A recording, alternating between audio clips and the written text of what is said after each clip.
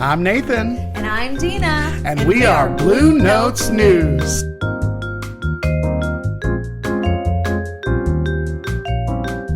Hi, Dina. Hi, Nathan. How are you? I'm good. Good. So what is going on in your life? Well, I'm going out of town tomorrow. I know. So we're recording a little bit early than we normally do. A day or two early because I am going out of town for just an overnight trip to North Carolina. Yeah. But I think it'll be fun. I know. I can't wait to hear about it next week. Yeah. So we decided to break a rule in our house. We don't decorate for Christmas until Black Friday after Thanksgiving. Right. And then we do the whole weekend thing. Well, Jerry said he needed some joy because work is shit, the country's shit, everything's shit. So we decided that we would put up the gay Christmas tree that goes in the master bedroom. Yes. So we get it out, we plug it all in, and about 30 lights work on the damn tree. Honestly, same thing happened at our house. Last year, all the lights worked on the pre-lit Christmas tree. Yeah. We plugged it in this year, and there's a whole section and other sections that are just flickering. Yeah, and I'm like, what the hell with this shit? Dancing lights. Yeah, you know? Not the way you want them to flicker. Yeah. No. Yeah, so we ended up buying a bunch of lights and filling it all in because it's cheaper than buying a new tree this year. Well, I do have to say, I just went and looked at it 5 minutes ago when I first got here, and it is gorgeous. It looks great. You need to post a picture of that on your page. I will. As a matter of fact, I'll put it on the Blue Notes News page too. Yes, because it's beautiful. It came out real. And It is. Jerry did do that one all by himself. We usually do everything together, but he tackled that by himself and it came out really, really gorgeous. pretty. Yeah, he did a good job. It took him all day. Yeah. He was messing with it So all day. far, all I've done is got mine plugged in. At least it's plugged in. At least it's out of the box and in the living room. My mom and my aunt are coming down on Sunday, so since we didn't get it done on my days off, we decided to just wait and just make it a family event. Yes, I think that'll be so much fun. Not here for that, so we're gonna make an evening of it, and that'll be a good memory. I think that's cool. Have something to drink. Yes, some spiked cider or eggnog or something. Yeah, make a date out of it. Not really a huge eggnog fan, but but the cider's I remember good. my dad used to like to drink that a long time ago. He loved eggnog for a little once, not like the whole season, but once. You got to get like one little half gallon and have some eggnog. But I love the spiked eggnog too. It's really good. It's the only way to drink it. It is. Yeah. Otherwise, what's the point? Yeah. Sorry, I just totally breathed loud into the microphone. Oh, is that what I heard? Yes, I was like, oh wait, I think we're getting some static. No, that was me breathing like a crazy nut, doing the ASMR again. You don't have your little... I don't have a nice little cover. Oh, okay. I know, I need one. Okay. I know. Yeah, we'll get you one. That's your Christmas present. Yeah, that's a good Christmas present. So what are you drinking today? I am back on red wine today. Okay. Yep, nice little red blend. I do love a red wine. I thought about doing red wine today, but I did stick with the vodka and Crystal Light. Okay. But I said last week I was going to try to switch to the red wine, so next week I'll have to do red wine. All right. Yeah, we'll switch it out. Yeah. Do something a little less I'm intense. always switching because I just get bored so easily. Yeah, it does get boring after a while. You're like, I want to try those Christmas margaritas that we saw on Instagram. I know. My feed on Instagram is full of drinks for the holidays. Me too. I love it. I'm like, look at this. I sent you 6 in a row. Martinis and Christmas margaritas. They're cider based. I'm all for it. Let's give it a shot. Yeah, we'll do it. We'll definitely do it. All right. So there's a lot going on in the world. Yes, there is. It is. We don't even have time because today's a special show. We've got an interview today, so I'm excited about that. So we don't have our normal amount of time, but we could fill up. We could fill up quite a show. Yeah, because a lot's been happening this week. Forget the world. I mean, there is a lot going on in the world. Oh, yeah. But, I mean, our country. In the country, it's just so much. It's like a crazy town. The economy, the Epstein files, Marjorie Taylor Greene. I mean, we've got it all. Everything. Everything. Okay, so he thinks the economy's fine.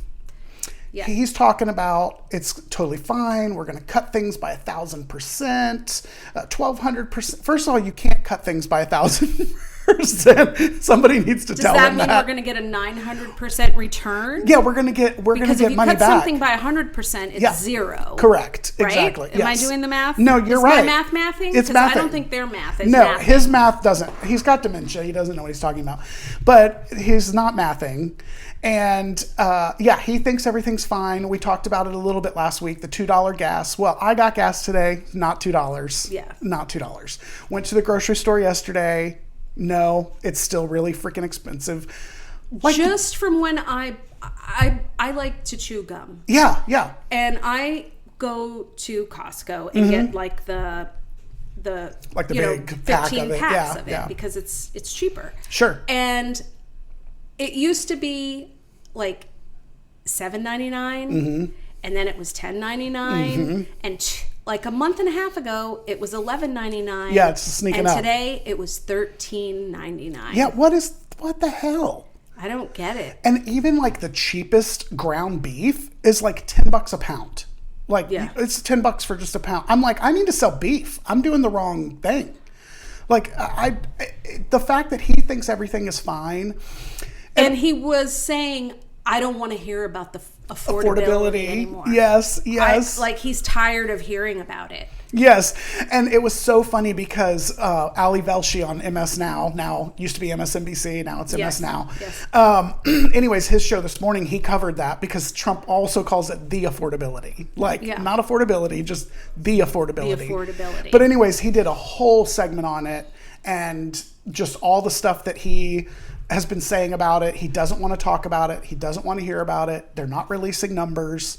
They're not releasing job reports. So we don't track it. We don't know. You know, everything's fine and dandy. Which is what he tried to do with COVID, like you mentioned before. Yeah, exactly.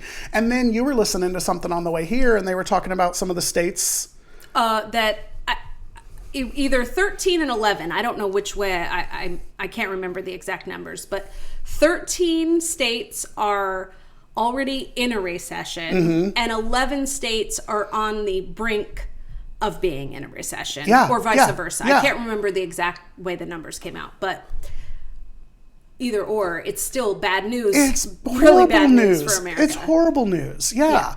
And I've noticed being in real estate, like we get the numbers every month from the Realtor Association, and I've noticed like the foreclosure amount is like creeping up. It's not, it's not ginormous, but every month it's a little bit more. And that's a long process. So what's coming down the road, if those people have already been in the process for an extended period of time to get to the point of it actually being a closed sale, who knows what is in the pipeline. Right. And then my friend that's a bankruptcy attorney, and they're busy as hell. They are busy as hell. So it's not the economy he's claiming it to be. No. He's absolutely lying about it. And then now they're just not tracking anything. So we're just going to stop.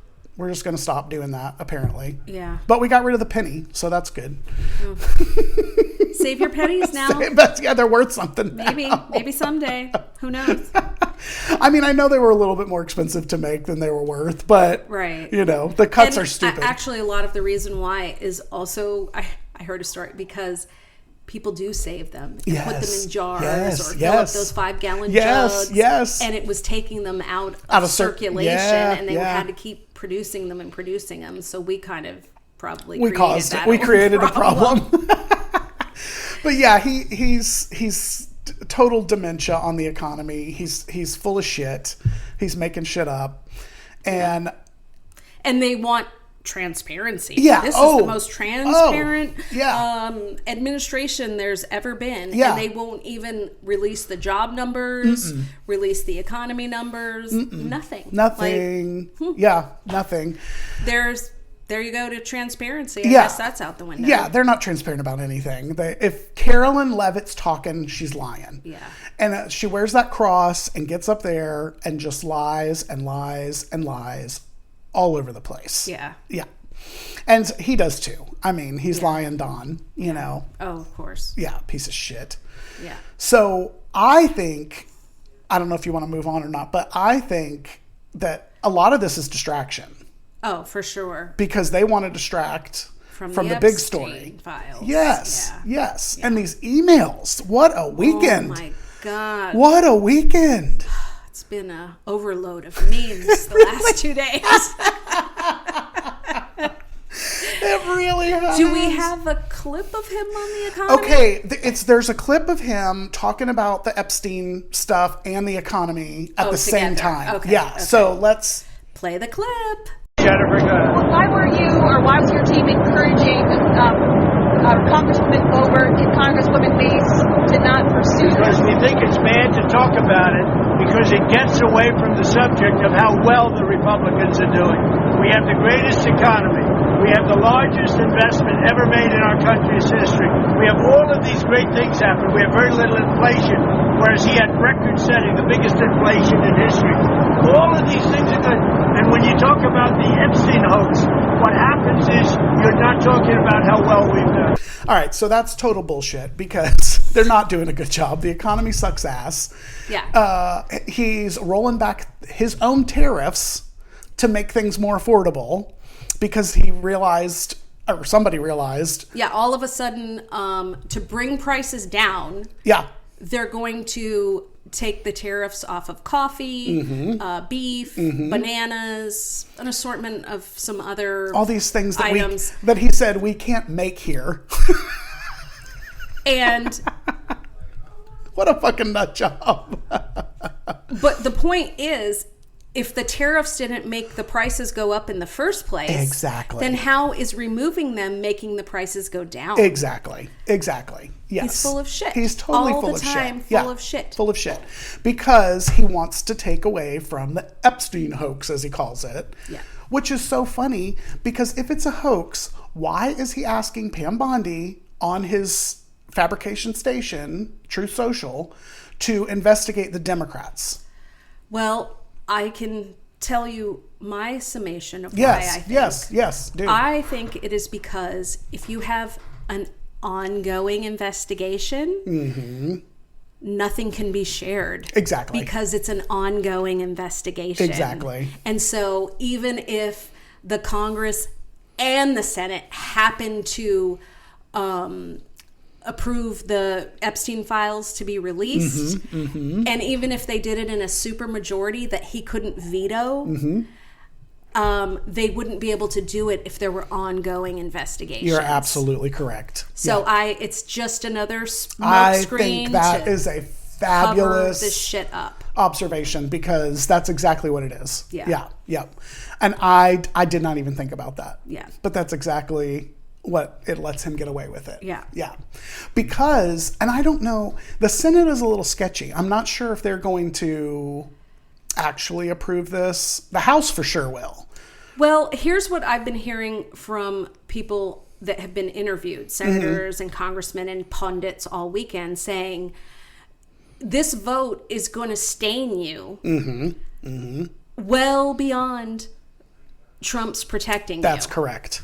Yep. So I think they're going to have to make that choice.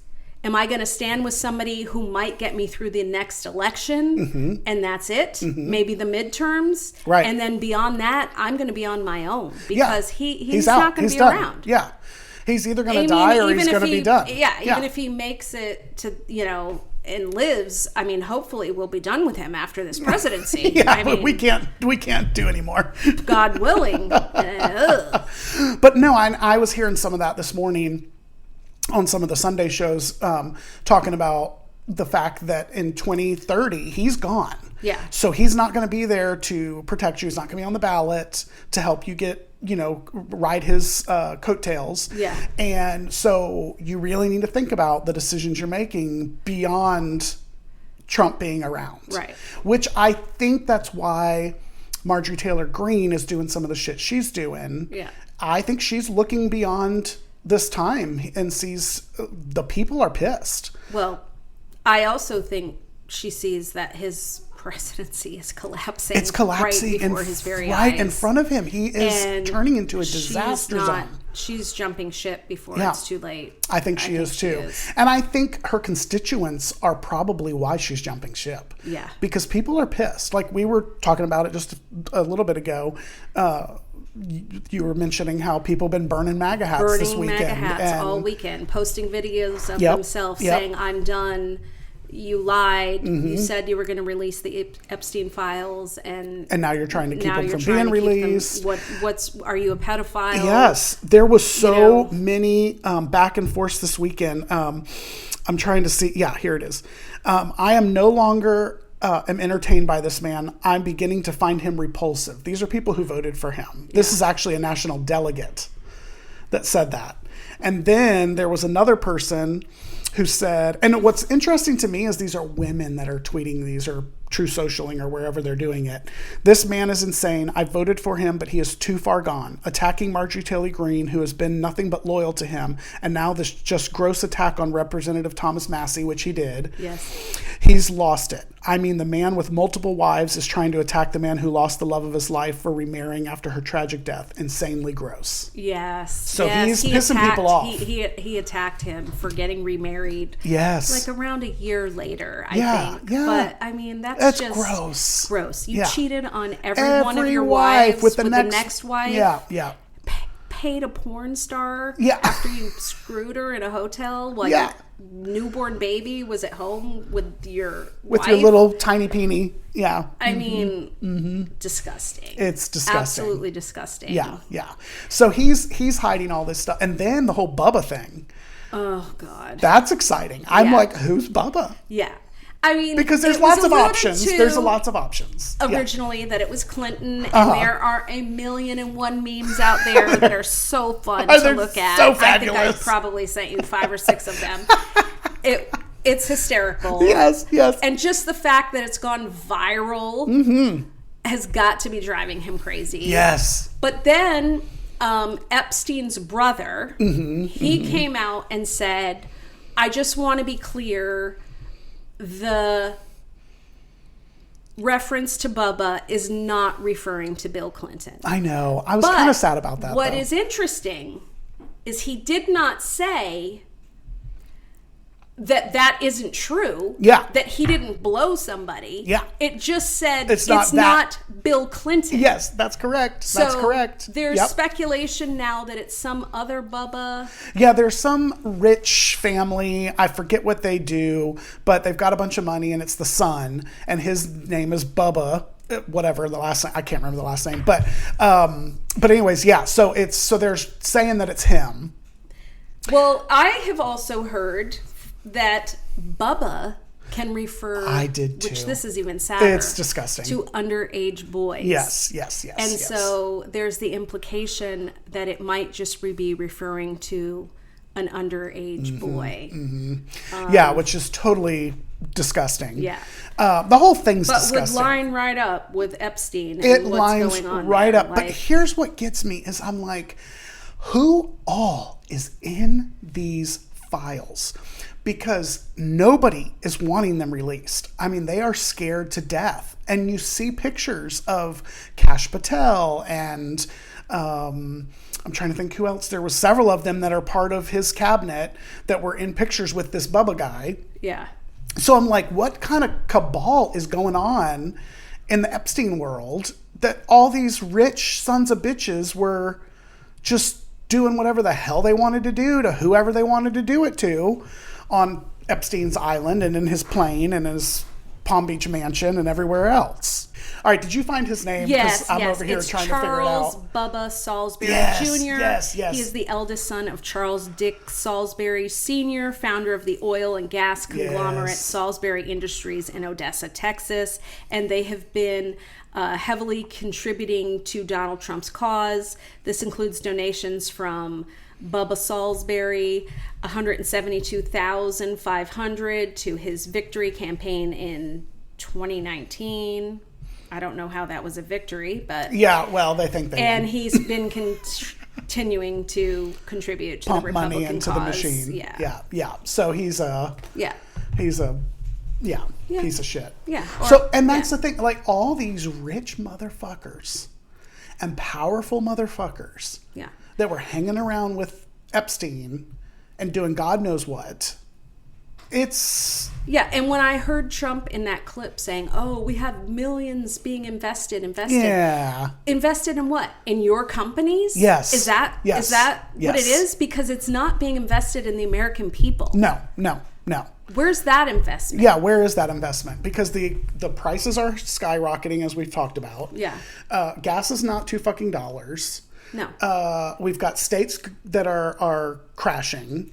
So where's America first? I thought that was his whole thing, and that's what Marjorie Taylor Greene's giving him hell about, because he's not doing America first. And did you hear the thing that he said about Americans not being talented enough? Yes, I sure did. And that he needs to bring people in on H-1 visas and 600,000 Chinese students to go to our universities to take away opportunities from our kids that need to go to school. Yes, I did. What? Mm-hmm. What? Yeah, and so MTG was on the Sunday shows today all over the place. Yes. And she said, I want to see Air Force One parked, and I want to see you doing stuff for Americans first. Yeah. I kind of don't disagree with her. Like, I don't either. If you think you can fix this shit, fucking fix it, because it's a disaster. There was also another clip of her where somebody called her out. Oh, because she was saying that now she's getting, because Trump has turned on her, she's getting a lot of death threats, and security details or security companies have contacted her saying, do you want a detail because of all these threats? And the journalist asked her a question and called her out and said, when this rhetoric was going on about other people and other politicians and Democrats, you were complicit. Yes. You didn't speak out. You didn't until it started affecting you personally. Yep. And I have to say, Marjorie Taylor Greene sounded like she's been in therapy for the last year. I know. She owned it.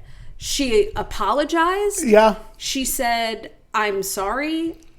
We need to have better communication. And I'm sorry that I participated in the toxicity of that kind of politics. Yes. And I was just like, what the fuck happened? What is going on? Yeah, what is happening? Oh my God. Crazy. Yeah. Yeah, it's super interesting watching these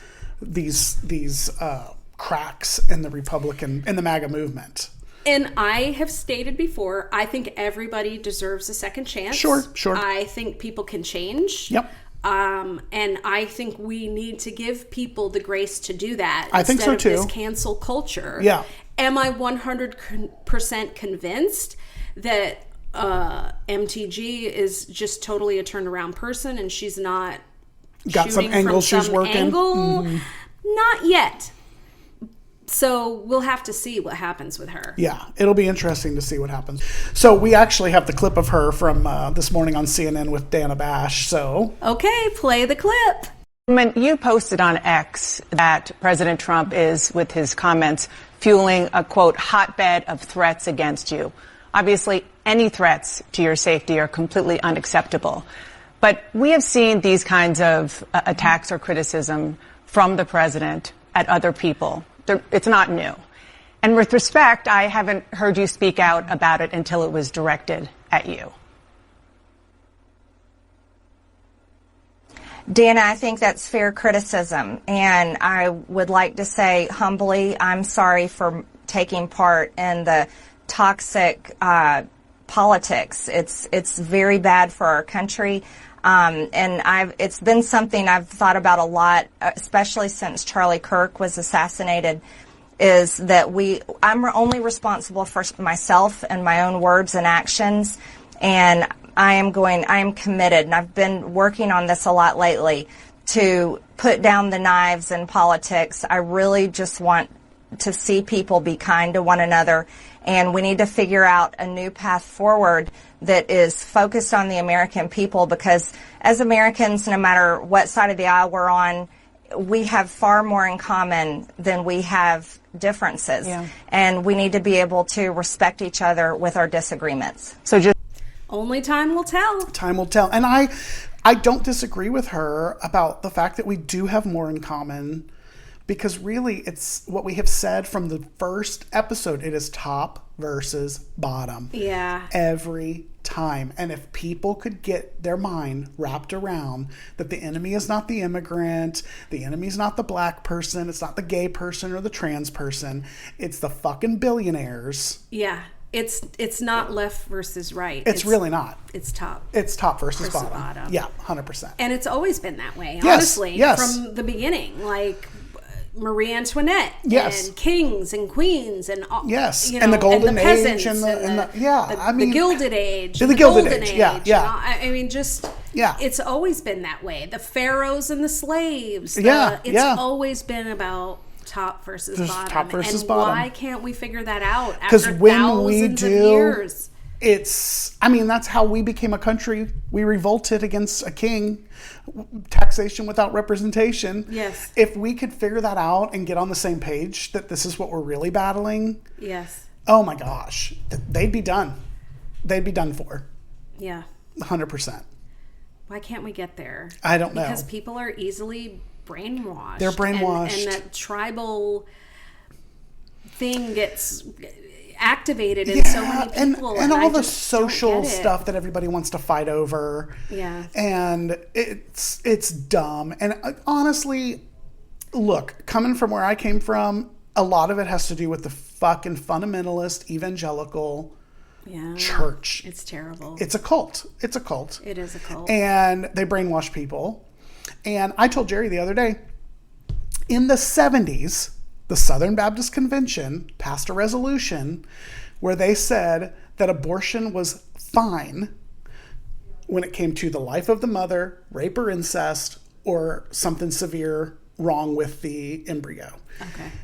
And then Jerry Falwell came on the scene because they didn't want to have to integrate their freaking schools, and that wasn't going to work. And so they decided we're going to use abortion. That's what we're going to go after. Yeah. And it's been downhill ever since. And then it's gays, and now it's trans, and it's always the culture wars. Culture wars constantly. And why can't people just do what's right for them? Yeah. You don't need a law. You don't need a mandate controlling other people. Just Exactly. do what's right for you. Exactly. Yeah. You're not hurting anybody else. You're not affecting anybody else. Mind your own business. Own damn business. And get on with the day. Yes, yes. Mind your own damn business. I don't get it. I don't either. But so she's not wrong. I'll be curious to see what happens with her as time goes by because, I don't know. I mean, she says I've been working on it, so maybe she has been going to therapy. I don't know. Yeah. I mean, maybe the Charlie Kirk thing affected her in a way. Really impacted her. Yeah, yeah. Did bring about change. Yeah. I guess we'll see. We'll see. Time will tell. I mean, I hope that's the case. Honestly. I hope so too. Because even David Hogg said the other day, hey, I'll work with you. If you want to do some serious work together, I will work with you. Yeah. That's what I want to see. Like, people reaching across the aisle. Yes. Like, let's see. What can we just get back accomplished? To governing? Yeah. Like, instead of, if they get something, it's a loss for us. And if they, we need to come together, compromise, and move forward. Mm-hmm. Yeah, yeah, and just communicate with each other. There's no it's talking over each other, and nobody's having a conversation. Any hint of compromise is the other side winning. Mm-hmm. Like that. Mm-hmm. How did we get to this place? I don't know. I don't know. Sarah Palin. I don't know. Trump before Trump. It was the Tea Party. The Tea Party was a big fucker. Yeah, the Tea Party really did kind of start this, and then it morphed into MAGA, which is just like Tea Party on steroids. Yeah. So it's crazy town. Yeah. Anyways. So earlier we mentioned that we had a special guest today, but we didn't mention who it was. Today we're talking with Kirk Barnett and Adam Owens, the co-founders of Live Out Proud, a growing movement supporting gay men, especially those coming out later in life, to step into their own truth with confidence, clarity, and community. Their personal stories are deeply connected to their mission, so let's jump right in. So, guys, Hi. Hello. So I've known these guys for a long time. So Adam probably coming up on 8 years. Yeah. And then Kirk was right behind you. Right. And so we've known you guys for a really long time and have watched this evolution of your story. So I'm excited to talk to you. But first, as we always ask, what are you drinking? Oh.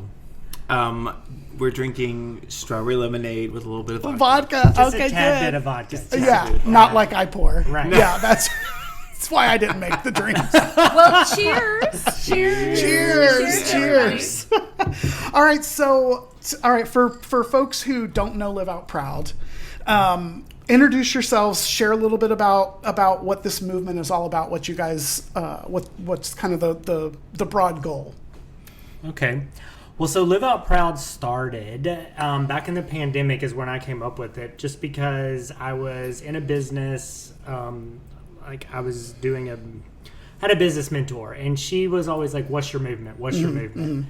And at the time, Adam and I were talking, he was still in the closet, and I was trying to live out bolder on social media so he could see it and be inspired. Sure. And Live Out Proud kind of came of that, like creating a movement. And it just started to evolve over time as I started to coach guys coming out, as I coached this guy to help him come out, and eventually moved into like an actual organization where we've had our men's conference. We had one of those in 2024, looking at doing another one. And that's kind of it. So Adam, what was like for you, like the journey, just a brief summary, because we'll get into it more, I'm sure, but for me, I knew for a very long time that I was gay, but I grew up in a very conservative part of Pennsylvania, and the way that I was raised and the churches that I went to, it was just not something that was accepted. So I learned from a very young age to try and hide and suppress and minimize as best as I could, and I did that for a very long time until there came a point in my life where it was just so heavy that I couldn't anymore, because I was really struggling with internal thoughts of not knowing if I could keep doing this. And it just, there were a few times where things were a little scary, not only just for me, but I was going through a whole lot of other, personal, family, trauma that was just kind of happening all at once. And so at one point, it was just something had to give, and and it was just a very small acknowledgement that kind of like first relieved the pressure a little bit. For sure.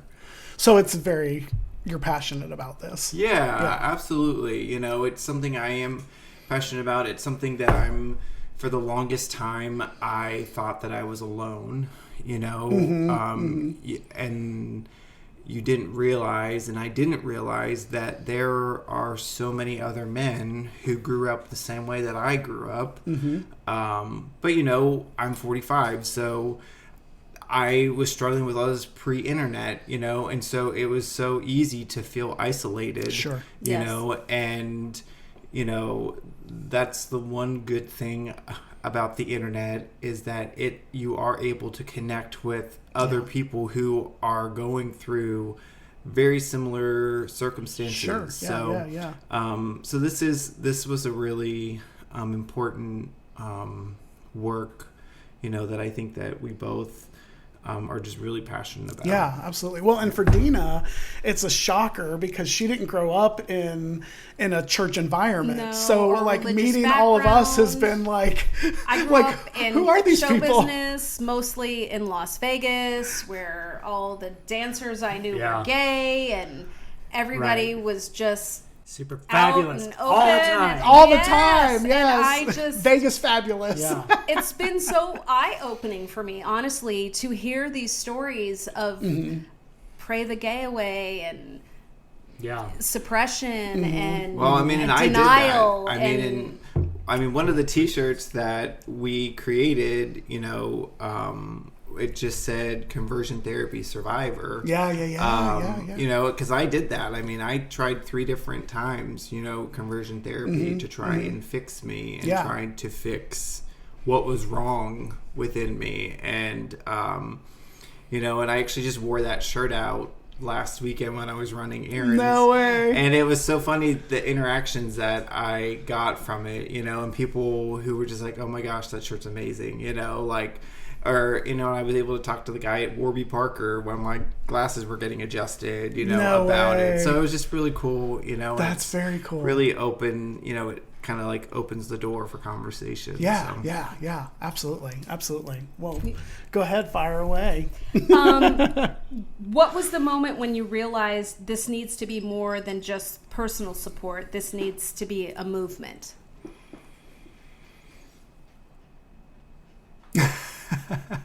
It's such a loaded question. It because is. the thing is, like, when you take something on like this, you take a lot of responsibility for other people on with you, and that's a lot to carry. I don't know that I can necessarily bring it down to a movement or a moment, but I can say that, like, what I do with coaching guys, and part of what we have done is, like, when I started working with Adam to help him come out with his coming out story, and I was like, okay, you've got an explicit rating. Yeah, right? we do. Okay. You can cuss all you want. Yeah. And I was like, okay, if I can help this repressed motherfucker come out, then I can help anybody come out. And that was the moment where it started, like, building. And then just, like, the thing that he mentioned, where it's like you feel alone. It's like I was talking to guys, and I start talking to other potential clients, and they're listing off all the things, and there's like this list of things, and it's like they say one thing, and I'm like, okay, yeah, and you probably felt this way when that happened, and then you probably done this, like, you minimize how you feel because you don't want her to ask you questions, because then that might open up the fact that you're gay, or like, and I start naming all these things, the similarities. It's like you realize that there is a need within the world for this. Yeah. Because that whole thing of feeling alone, I think that's what kind of makes people react in the way, like that hole or that void they're trying to fill. Yeah. And so if you can show them they're not alone, that gives them the strength to be who they are. Yeah, And, for sure. and that's why representation is so important in Yeah, for sure. media and movies and television. Absolutely. And, Yep. Yeah. Yeah, to see that it is just it's normal. Yeah. And it's okay. You know, Yeah. there's nothing wrong with it. Yeah. And for me, like, I don't want to make it all about me, but having had a very similar background as you guys, and it's so amazing when I started the process of coming out and meeting people and realizing I wasn't alone. Like you said, Adam, I wasn't alone. There was a lot of church people like me. Right.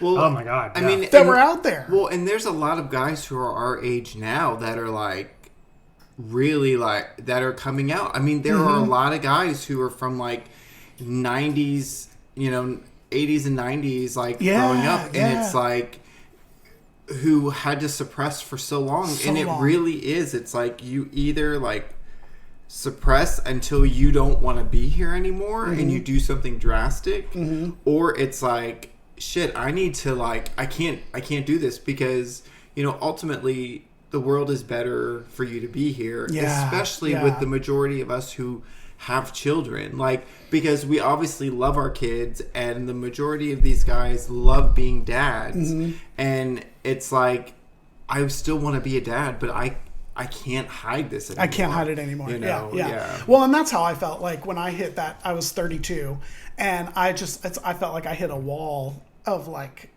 I can't do this anymore.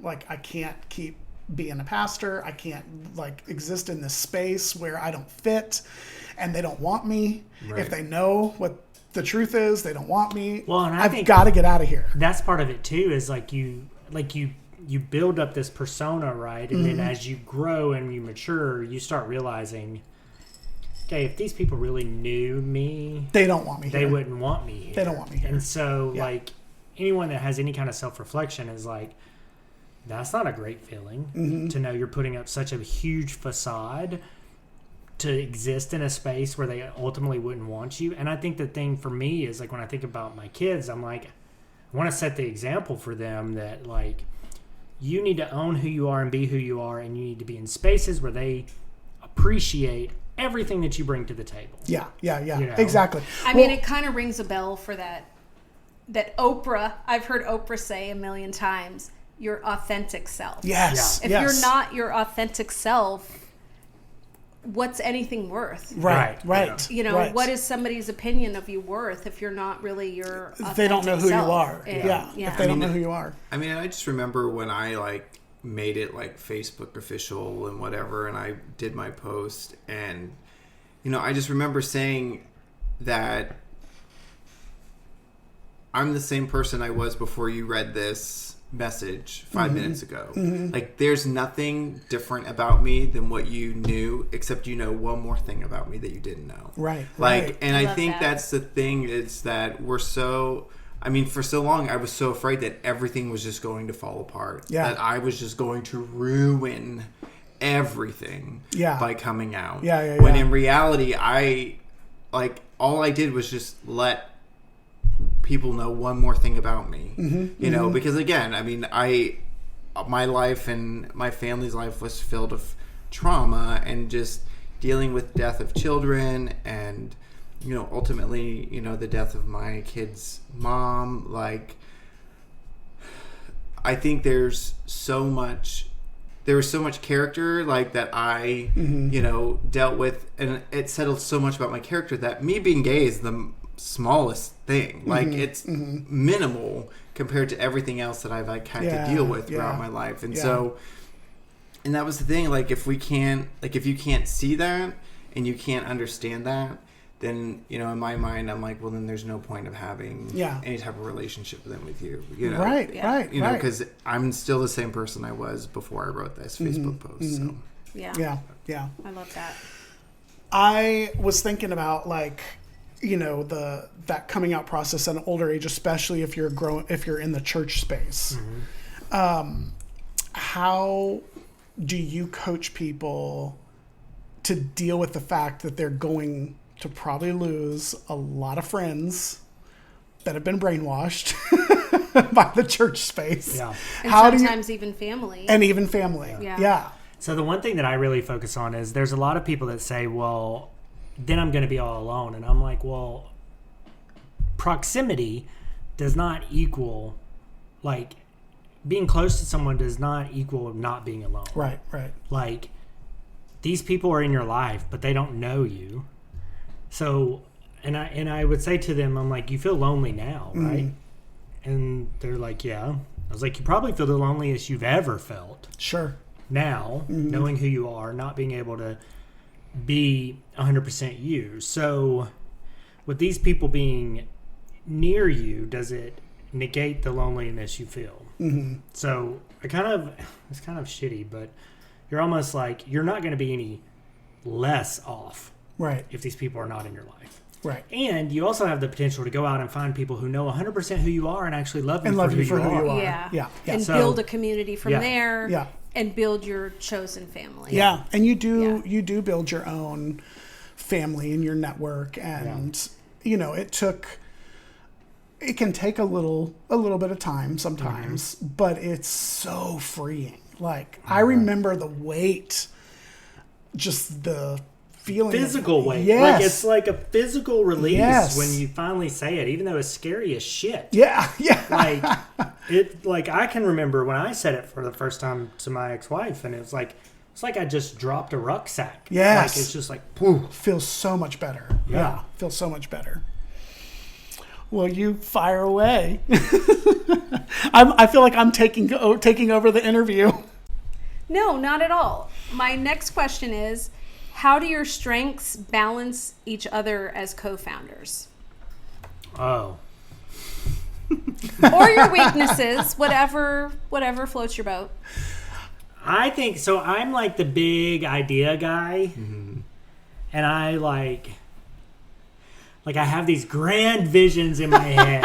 Yeah, me too. Of what things should be like, and it's enough motivation where I'll like start doing things. Like I think I called him for the conference, and I was like, "Okay, we have a date," and he's like, "Oh, really? Oh, okay."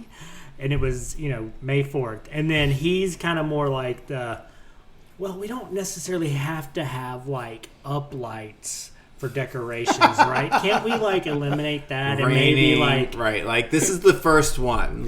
We need to, it can't be. We don't need Beyonce. Yeah, we don't need, confetti or anything like that. So you're all big and bold, and you kind of rein it in. I kind of rein it in. Practicality. Practicality. I think, I share his vision of what it can be, but I'm also not reality, but I just think okay, I love it. All that sounds amazing, but we really, for a first conference, we really need to pare down because it's everything is an expense, so where and when was your first conference? Talk about the conference. Yeah. So the Live Out Proud conference was in Denver, Colorado, and it was May 4th of 2024, and we had 5 different speakers come talk about a range of topics from mental health, self-care, talking about trauma and how to work through that, because I think so many of us have been through so much, but yet we all, one of the things is there's always that buzzword self-care, but it really isn't. What people do for self-care isn't what they actually need, and it's they use filler like shopping or drinking or alcohol or things, when actually what they really need to do is actually work on themselves. And work through trauma to be able to let go of the past officially, or be able to not feel completely paralyzed by it, and still move through life even when you have those triggers. And then, it was just an amazing day of speakers and, just learning a lot. What was the feedback from the people that attended? Did they really feel like it helped them and encouraged them? Yeah, the guys really loved it. That's great. And even the speakers that were there, because when they weren't speaking, they were sitting in. Yeah. And, they also found it so incredibly moving. That's awesome. And informative, so it was just, and, we also talked about sexual shame. Well, that was one of the other things. We had a speaker there that that's what he does. He helps guys break through all that. And that was obviously something that I struggled with as well. Yeah. So it was just, there was a really great wide range of topics, and it was for LGBTQ men, so it just encompassed everything for everybody. That's so cool. Yeah. I love that, and having that space for people to just figure that stuff out, because I think for a lot of us there is a lot of trauma, especially from church trauma to family trauma to just society trauma. I think everybody should go to therapy. I do too. I really do. Absolutely. Because no matter how much I love my parents, I think they did the best that they could at the time. But and the same thing with my own children. I have actually yesterday my oldest turned 36 and my middle son turned 33 and my baby is 18, but I made mistakes. Sure. Yeah, like, we all do. I thought I was doing good at the time, but Yeah. I probably made mistakes Yep. and could have done better, but I just did the best with what I could have. It didn't mean that I didn't love my kids. Yeah. Right. But, like, go get therapy for that Yeah. right Yeah. now. Yeah. I know, it's so funny because, you know, we were kind of talking about RuPaul's Drag Race Yeah, a little yeah, bit yeah. before, and it's so funny when we started rewatching seasons from the beginning, we said, or I would say after, like, I'm like, oh my gosh, the first 4 or 5 seasons, like, the contestants, I'm like, not only did they need, like, they won the $10,000 or $20,000, but they should have also won, like, a year of therapy to, like, work through, because you could just see, like, the stuff that was holding people back, and, like, the things that they were so,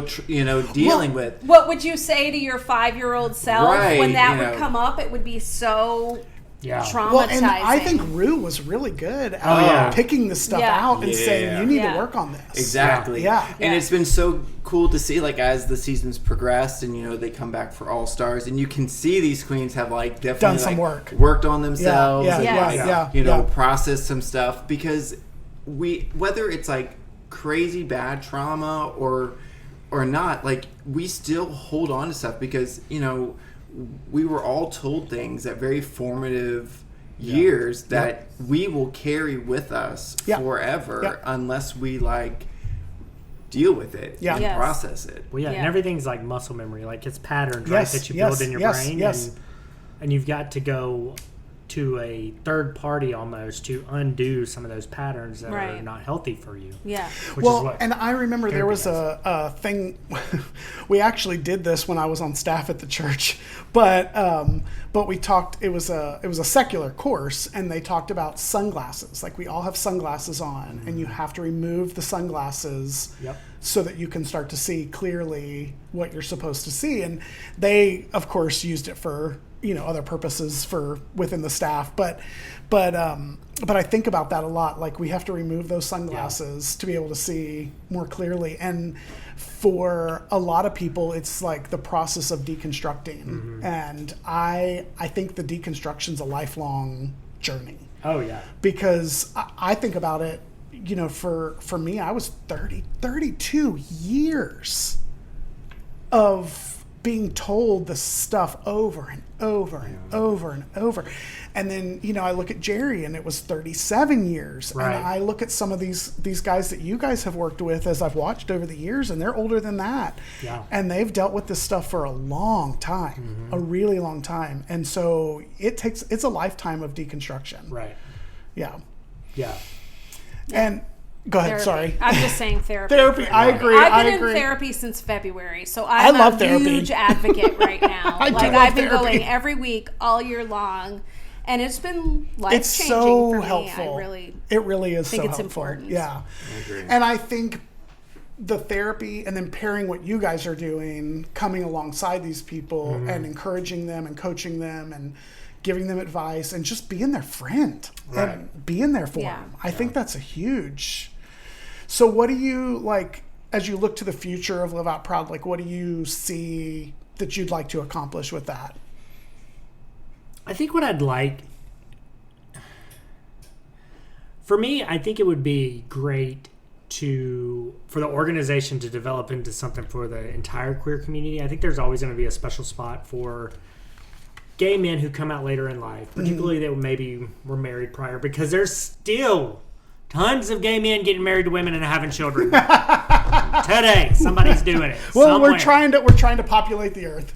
I mean, I was just, honestly, in the back of my mind, I was going to say, is there any resources for lesbians out there?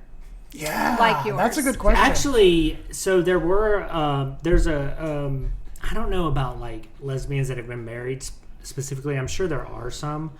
I know some. Well, no. I'm saying, like, coaches or that were married. Actually, yes, there are. Okay. Because there's one that I follow. She was Mormon. Oh, wow. That's always fun. Yeah. So she gets, like, an extra gold star. She does. Yeah, she does. But yeah, so there's lots of resources on both sides. But I would love for Live Out Proud to grow into something that's like all encompassing. And there's a particular thing that I'd like to do where, like, if we were, to have a conference again, but to bring in like teenagers with their parents, separate them, like let the teenagers go have a fun time and just be themselves, but be a resource to the parents. As they're trying to navigate this. Yeah. Because teenagers are hard enough if they're cis-identifying, straight identifying. Right.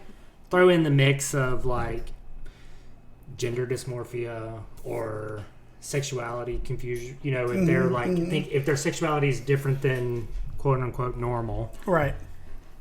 And then parents having to navigate that with their child. Right. Is something altogether. And just to be a resource for the parents to say, okay, ask me all the inappropriate questions that your teenager gets pissed off about. And like, let's help you understand more and be there for to be able to them. be supportive. Yeah. Right. Yeah. I think that would be amazing. Yeah. I do have 3 sons, and I think even when they were little, I was like, I wish I was the mom of a gay boy. I know, you'd be a good gay mom. I would really be a gay, but none of my kids are gay. She's like, let's watch I RuPaul. would be so loving and so accepting and so... Okay, well, moving on, since this podcast is mostly a political podcast. We do get very political on here. Yeah. We want to ask a political question. So, Nathan, fire away. Okay, so my husband, who I think you know... A little bit. Yeah. Familiar. So he had a question. So these guys that are in office, political office, and are in the closet, and they are writing legislation. Like, who do you think they may be? Well, like, Mike Grinder Johnson, like Lady Graham. Yes, with her little what do they call Ladybugs. Ladybugs, yes. Okay, so people Josh like Hawley. that, Josh Hawley, Tom Cotton, all these homos. Okay, all right. So, what do you think about that? Like, they are writing legislation. They are very much against Advocating the community. against Yes, the community. that's it. Advocating against the community. Like, what are your feelings on that? I know. I wish we were on YouTube so I could see your face right now. Do you want to tell your feelings, or can I go? You can go. Adam's like, I'm not going on record. So there's a couple of things. One, I am angry. 2, and I might actually feel this more, so very sad for them. Yeah. So very sad, because that's a very lonely place. And I've been in the place, not quite where they are, because I never was like anti-gay or anything like that. And when I was in the closet, I was like chill and like cool with. I didn't want to be outed, but I wasn't like homophobic in words or anything. Yeah. And the thing that I always think of is the amount of cognitive dissonance that our brain can have, and how people can separate themselves from a situation. And I think these guys are definitely living with that. They're also feeling like their whiteness and their maleness is more powerful than their queerness, and they're staying there. And honestly, the only thing that I can say is that queer joy is such a powerful tool against those individuals in particular. Yeah. I agree with that. Yeah. I mean, I know that I saw somebody on Instagram or something. They were just talking about, they're like, Republicans, you have everything that you wanted. DI is abolished. Department of Education is gone. You are in charge of both the Senate and the House of Representatives and the Supreme Court. ICE is, you're deporting, families. Yeah. You're doing all the things. Why are you still so miserable? Yeah. Why are they still so miserable? Yeah. And it came down to, because even though like people are being oppressed, LGBTQ and trans folks are being oppressed, like we are People still, of color are being oppressed. People of color are being oppressed. Like we are still finding pockets of joy and moments to live for. Yeah. And we're still fighting. We're still rebelling. We're still going, and it makes them go insane. Yeah. Do you think that those legislators that are fighting against their own persona is a self-loathing?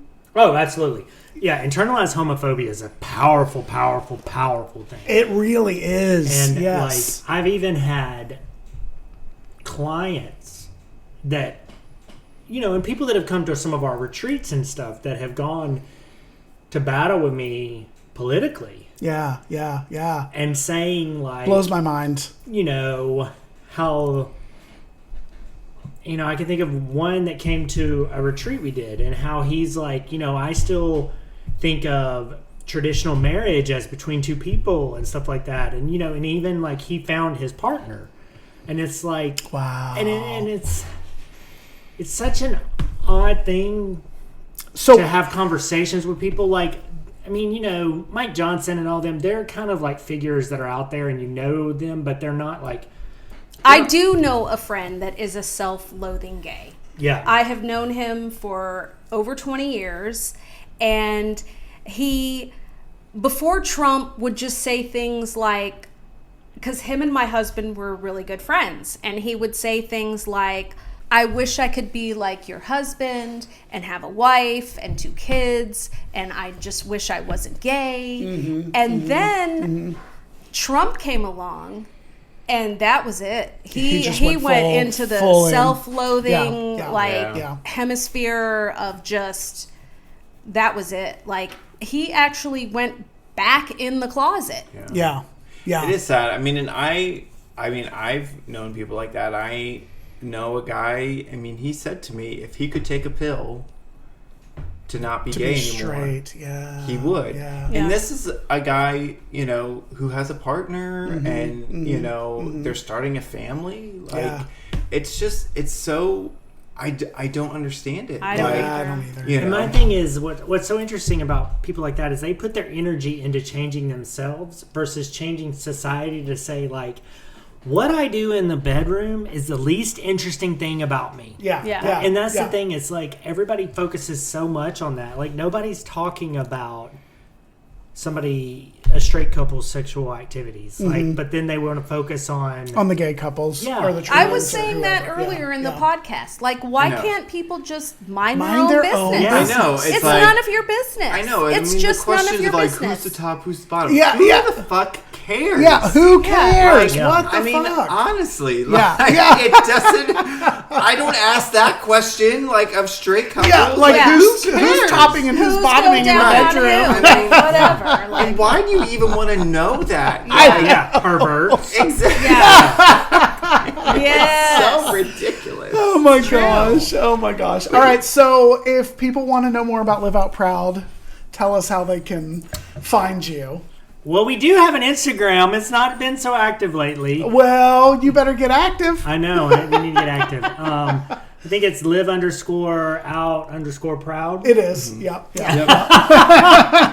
I'm sure Nathan will link it in his I will put it in the show notes. Yeah. You can also follow us on our Instagrams, which you can also put in the show notes. Okay, cool. We will do that. All right. Did you have any more questions, Miss Dina? do you have any plans of where you're going? Are you going to have another conference? I would love to have another conference. The thing is, here's what's challenging about it: where to have it. Yeah. I'd love to have it in Florida, but then we discussed it with Florida, and there's so many people that don't want to travel to Florida because they don't want to give their dollars to a red state. And I'm like, well, where do you go? Yeah. Not going to have it. And so I think it is a matter. I think we'd either do it in one of two red states, either Texas or Florida. Yeah. Okay. All right. Yeah. Well, I say bring it to the red states. Bring it to the red states. Well, and that's my other thing. Is Yeah. what I said to the one person is, I'm like, yeah, but you're helping queer organizations and like you're sticking it to the red state. Yes. That's what I agree. I 100% agree. I think that too. Because I'm actually going to see. I'm going out of town because it's my tradition to go and see the Jinx and Dela holiday show every year. I love it. She is my all-time favorite drag star queen. You do love some Jinx. And they're not coming to Florida this year because of the political climate. Yeah. Although I don't understand. It hasn't going to changed. North Carolina. I How is know. that any better, really? Well, I don't know. I mean, they're a little purple. Are They're they? a little more purple. And we're like a lot of red. Yeah. So I think they Literally, carried for Orlando Obama. is the only blue dot. Little blue dot Orange in the County state. was Yeah. the only blue dot in this Yeah, last it's the election. one little blue Really? dot. It's just Yes. insane. Not Yeah. even Broward or Nope. No, Tampa they St. all Pete switched. They or all anything? switched. were They all all switched. red. Oh, Yeah. jeez. Yeah. That's Yeah. sad. It is sad. Yeah. Yeah. Well, guys, thank you so much. You're Thank welcome. you. Thanks so And, much for having and us. Kirk came a long way to do this. Yeah, all Arkansas. the way from Arkansas. Yeah. Sue-wee, is that what they say? Yeah. They do say that, but I don't. And what's so great is he paid his own way. Blue Notes News did not pay him to bring you here. Exactly. All right, guys, thank you so much. Thank No you. problem. Thanks for having us.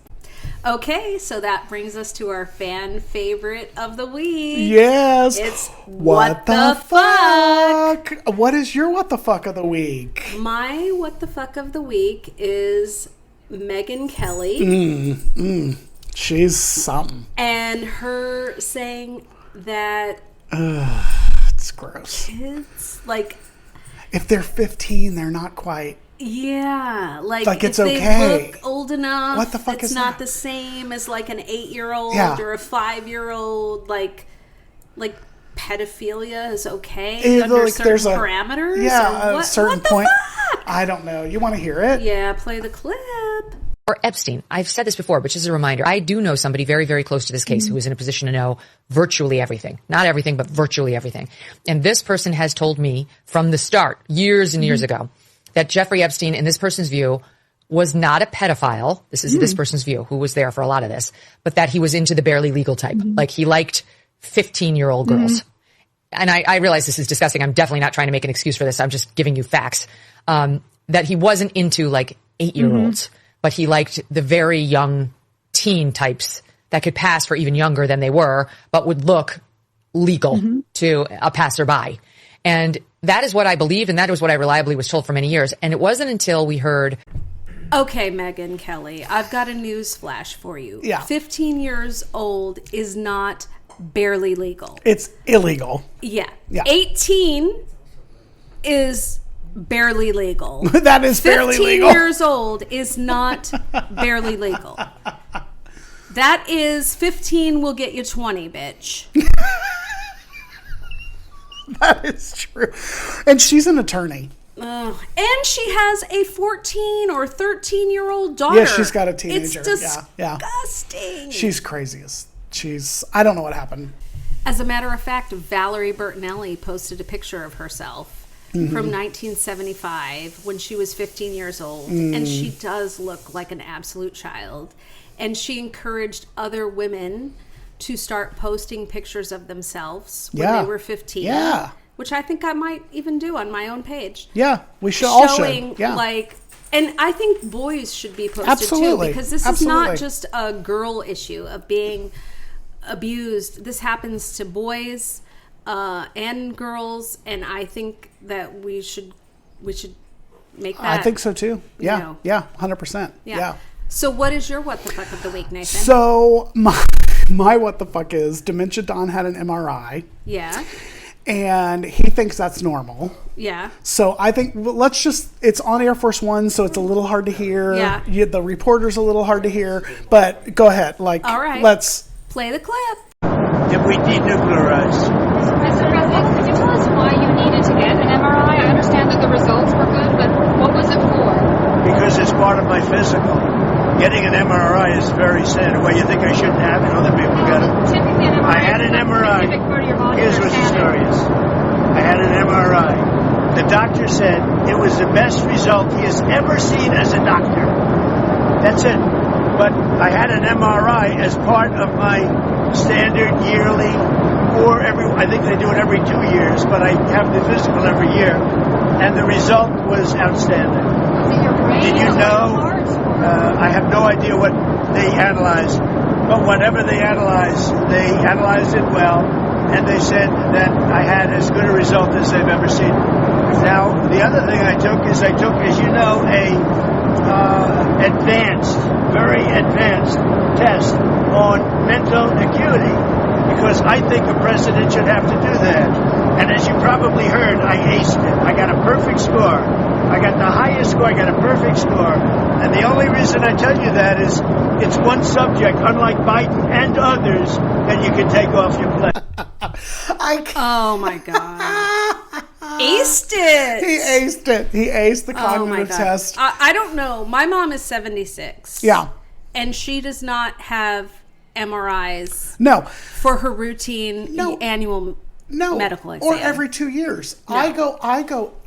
I love the doctor. I go to all the doctors every year. I know, but we're not as old as him. No, I'm we're just not. saying, comparatively. Yeah, he's on deathbed. We do have parents that are in their 70s. Yeah. Maybe not you, no, but I do. Not quite, but they're getting there. Yeah.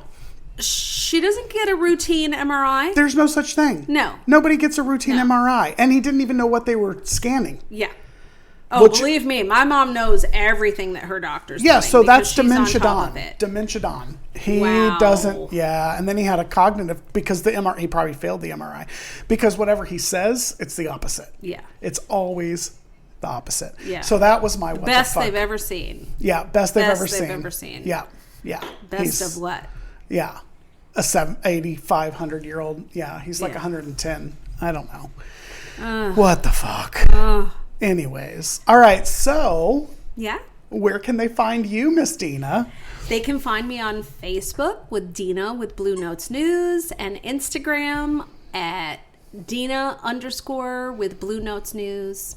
Yes, and you can find me on Facebook as Nathan Montgomery, and on Instagram at NateMont520, and then, of course, at Blue Notes News on Facebook and Instagram. Yeah. So that's a wrap. Yeah, it is. All right. Well, we had fun. Have a good trip. Yeah, thank you. See you when I get back. All right. Bye.